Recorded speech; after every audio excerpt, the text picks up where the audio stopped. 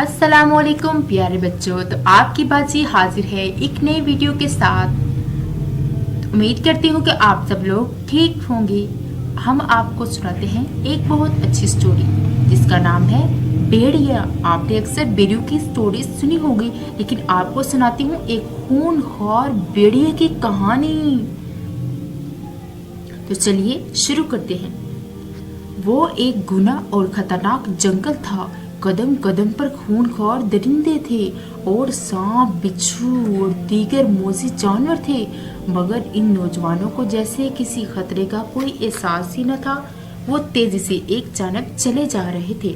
इनके साथ एक नौउम्र लड़का भी था, बेहद हसीन और मासूम। इसके चेहरे पर थकन और बेअजारी के आसार नुमाया थे, मगर साथ वाले नौजवान इसकी तरफ से बिल्कुल बेपरवाह नजर आ रहे थे। अचानक सबसे आगे चलने वाला नौजवान एक जगह ठिठक कर रुक गया। वो देखो, वो रहा वीरान कुआं। इसने एक उंगली से एक जानिब इशारा किया और कहा, हमें इस तरफ चलना है। फिर उनका रुख इस कुएं की जानिब हो गया, जिसकी साख्ता और खस्ता हालत मंदिर पर साफ नजर आ रही थी। थोड़ी ही देर में वो वहां पहुंच गए।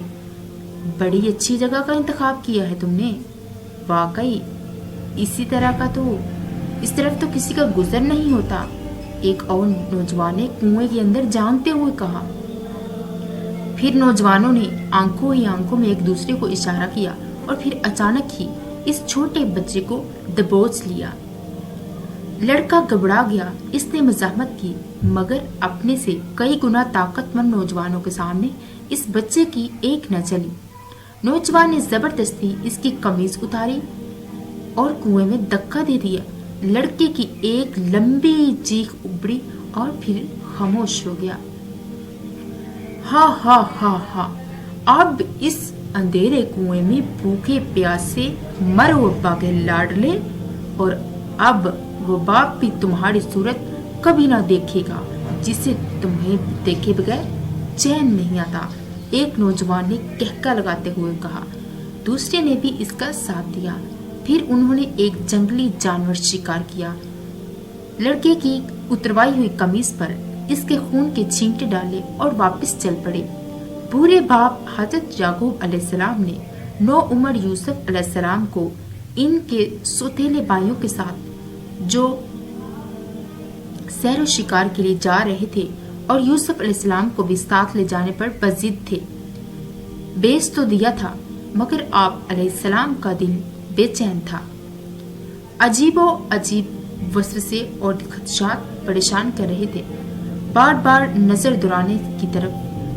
दरवाजे की तरफ उठ जाती, शायद वो लौट आए, और फिर वो आ गए। मगर ये क्या हुआ? बाप हजरत याकूब अलैहिस्सलाम का दिल बुरी तरह धड़क उठा। इनके बेटे रोते हुए घर में दाखिल हुए। क्या हुआ? तुम सब लोग रो क्यों रहे हो? यूसुफ कहाँ है? आप अलैहिस्सलाम ने एक ही सांस में कई सवाल कर डाले। गजब हो गया अब्बा जान, हम लुट गए, बर्बाद हो गए। हमारा भाई प्यारा हमेशा के लिए हमसे बिछड़ गया। हाय हाय, काश हम आपका कहा मान लेते और आप हमें इसको साथ ना लेके जाते। इनमें से एक ने रोते हुए बयान करते हुए बताया। बाकी भी बाल नोच से पीटते रोते जूठे मगरमच्छ के आंसू बहाते हुए बाप के सामने आए। उन्होंने बताया, हम जंगल में खेल कूद रहे थे, फिर दौड़ का मुकाबला हुआ। यूसुफ छोटा था, इसलिए हमने इसे सामान के पास बिठा दिया। जब हम खेल कर वापस आए तो यूसुफ हमारे छोटे भाई को गायब पाया। इसकी खून अलहदा कमीज वहां पड़ी थी। हमारा ख्याल है कि इसे भेड़िए खा गए हों। हजरत याकूब अलैहिस्सलाम जानते थे कि इनके ये बेटे हजरत यूसुफ अलैहिस्सलाम से बहुत जलते थे और इनके सीने इनके खिलाफ बोगज़ अदावत से भरे हुए थे। आप अलैहिस्सलाम को इस कहानी पर बिल्कुल यकीन न था, मगर कुछ ना कर सके। हर वक्त यूसुफ अलैहिस्सलाम को याद करके रोते रहते। ادھر جنگل میں ایک قافلے کا گزرا ہوا اس مقام سے ہوا۔ کنواں دیکھ کر قافلے والے رک گئے اور پانی کے لیے کنویں میں ڈول ڈالا۔ حضرت یوسف علیہ السلام ڈول سے لپٹ گئے۔ ڈول کنویں سے باہر آیا تو پانی کی بجائے ایک حسین و جمیل لڑکے کو اس سے لپٹا دیکھ کر لوگوں کی آنکھیں حیرت سے پھٹی رہ گئیں۔ وہ لوگ آپ علیہ السلام کو مصر لے گئے اور ایک بڑے شاہی سردار فوتی فار کے ساتھ فروخت کر دیا۔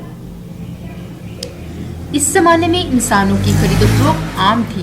دولت مند لوگ اپنے جیسے انسانوں کو خرید کر مردوں کو غلام اور عورتوں کو کنیزیں بنا لیتے اور زندگی بھر خدمت لیتے۔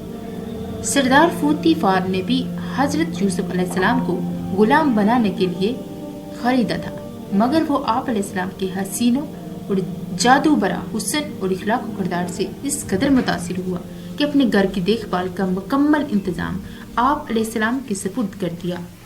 سردار فوتی فار کی بیوی زلیخا بہت خوبصورت تھی۔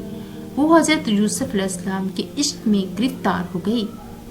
طرح طرح سے آپ علیہ السلام کو ورگلانے کی کوشش کرتی، مگر حضرت یوسف علیہ السلام نیک اور پاک باز انسان تھے۔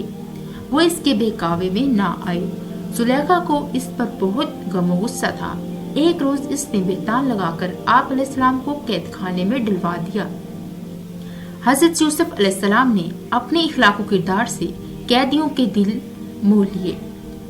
آپ علیہ السلام انہیں نیکی اختیار کرنے اور برائی سے دور رہنے کی تلقین فرماتے، ان کے دکھ درد میں شریک ہوتے اور ہر ممکن مدد فرماتے۔ آپ علیہ السلام اکثر قیدیوں کی خوابوں کی تعبیر بھی بتایا کرتے تھے۔ سب قیدی آپ علیہ السلام سے بہت متاثر تھے اور آپ علیہ السلام کی بے حد عزت کرتے تھے۔ خوابوں کی تعبیر کے حوالے سے آپ علیہ السلام کے علم و مہارت کی شہرت قید خانے سے باہر بھی پہنچ گئی۔ مصر کے بادشاہ نے ان دنوں ایک عجیب و غریب خواب دیکھا۔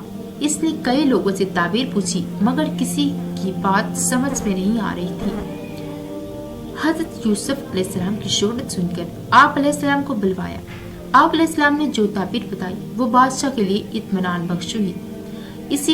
اسی وقت آپ علیہ السلام کو رہا کر کے اپنا وزیر مقرر کر دیا۔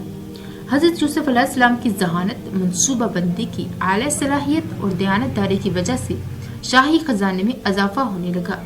زرعی پیداوار پہلے سے کئی گنا بڑھ گئی، گودام غلے سے بھر گئے۔ کچھ ہی عرصہ بعد مصر اور اس کے اطراف کے علاقوں میں قحط پڑ گیا، مویشی اور انسان مرنے لگے۔ حضرت یوسف علیہ السلام کا آبائی علاقہ کنعان بھی قحط کی زد میں آ گیا۔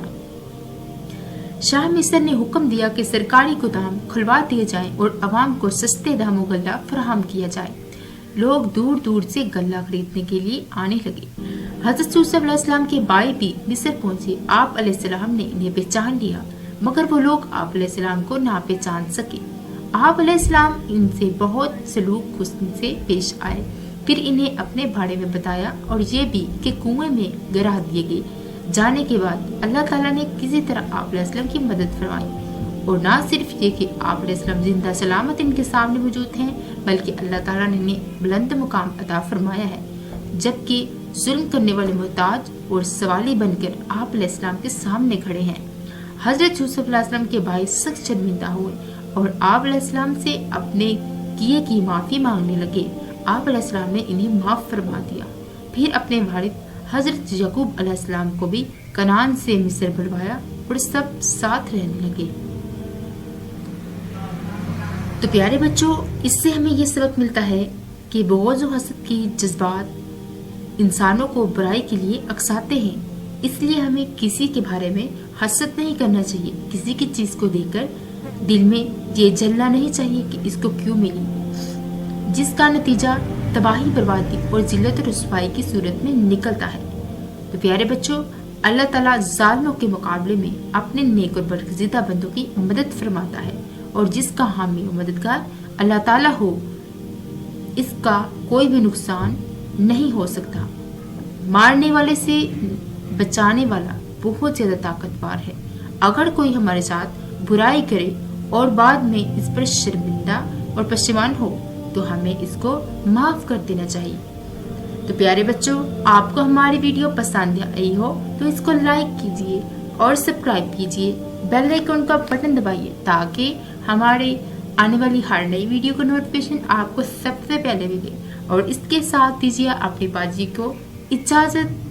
تو چلے ملتے ہیں پھر اگلی ویڈیو میں. اللہ حافظ. تو اپنا زیادہ سے زیادہ خیال رکھیے.